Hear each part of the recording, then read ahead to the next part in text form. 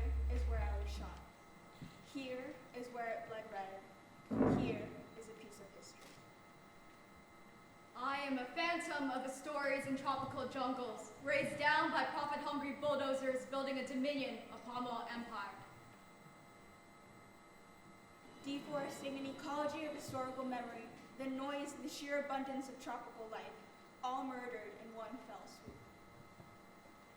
I am one and multiple. I am voices of the oppressed. I am voice of the betrayed. I am voices of traders who did what they need to survive. I am voices of those who live to tell the story. I am voices of women raped and I murdered. am voice of children raped and murdered. I am voices of rifles and buried bullets. I am voices of those burned to death in resisting resettlement. I am voice of those caught in the crossfire. I am voices of a mother's love. I am voices of a father's duty. I am the voice of defeat and victory. The Lord hath made you queen over these people. Give you increase of grace, honor, and happiness in this world, and make you partaker of his eternal felicity in the world to come.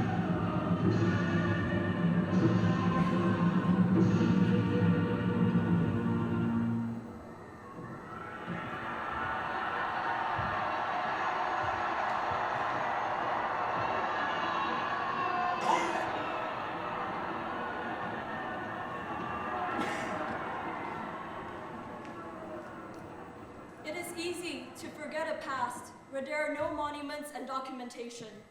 A resistance movement quelled by the white men whose land on which the sun never set. But where millions of bodies bent and collapsed, toiled, Undulated, Crash, fought, fornicated. bled. Me and my people of the inside, we witnessed how Japan in 3 weeks destroyed the myth of the white man's invincibility. Our Muslim brothers believed in the dream, Asia for Asians. so they opened the doors to the shogun. Come in, we've been waiting. Liberate us.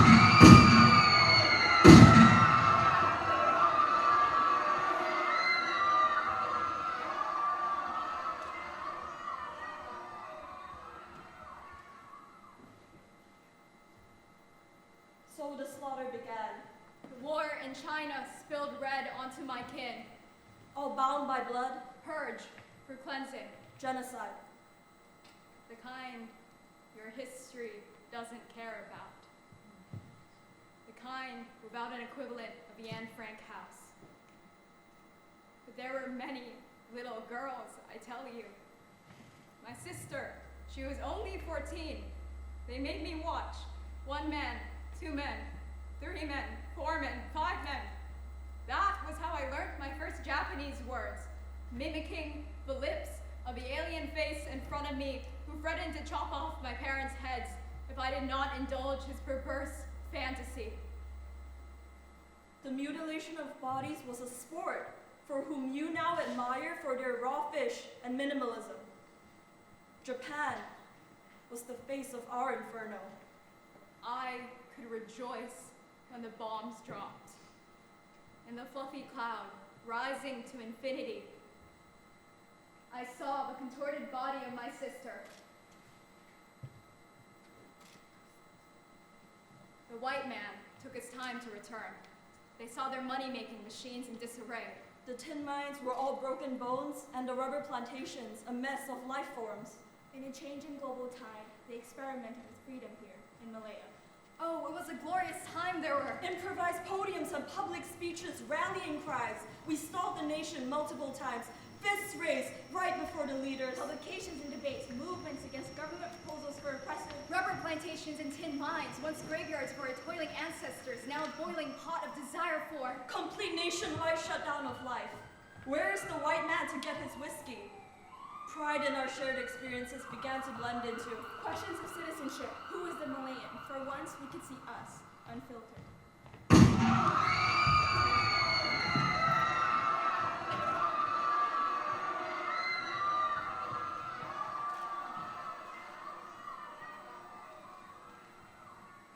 power was terrified. Power did what power did best.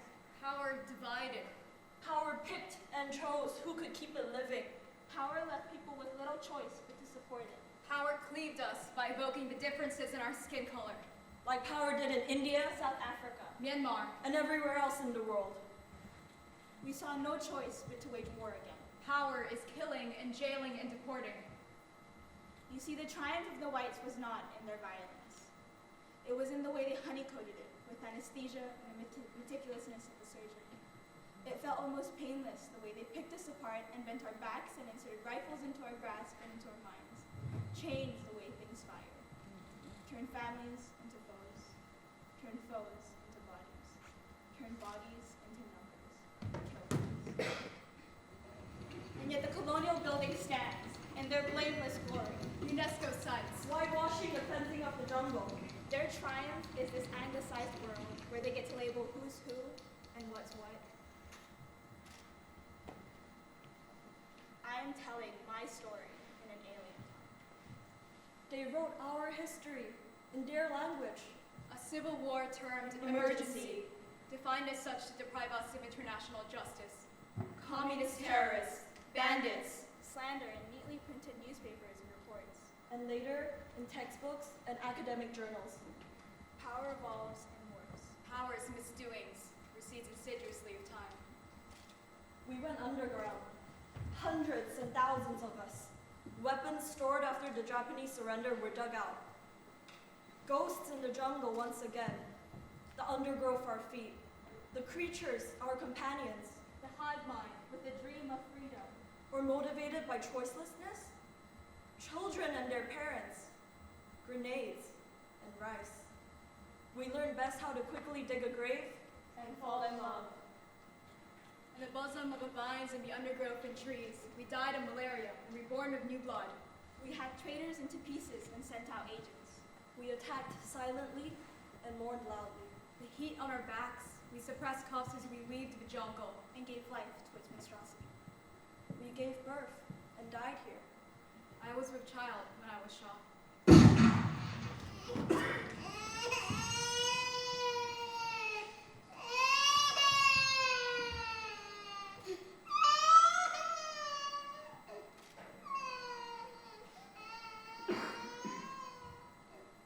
Our grandchildren and great-grandchildren now travel to white men's lands as pilgrims for a better life.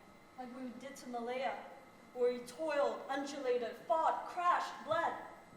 They laugh and learn alongside those who killed us. Their youths feed our stories. They are the beneficiaries of many lifetimes sacrificed. Tears on boats. Blood on rubber plantations. Bones in jungles that once were. We were trekking for 2 days before the ambush.